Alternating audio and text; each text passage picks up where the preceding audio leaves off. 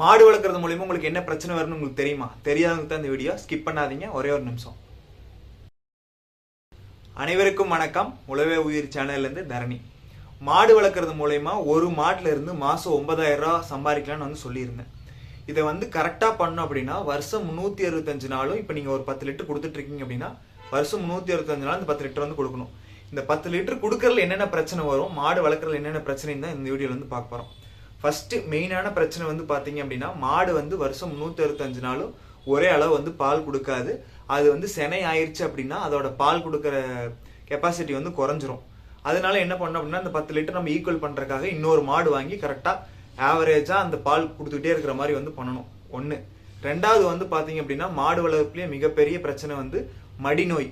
மடிநோய் வந்ததுன்னா மடி வந்து வீங்கிக்கும், ஒரு சில காம் வந்து பட்டு போயிடும், பால் வராது.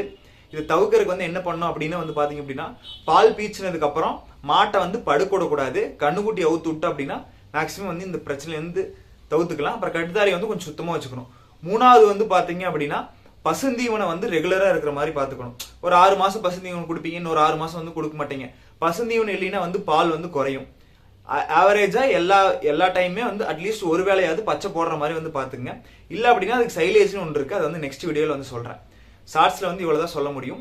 மாடு வளர்ப்புல வந்து இவ்வளவு கஷ்டம் இருக்கு. மெயினான 3 விஷயம் நான் சொல்லிட்டேன், இதோட நிறைய வந்து இருக்கு.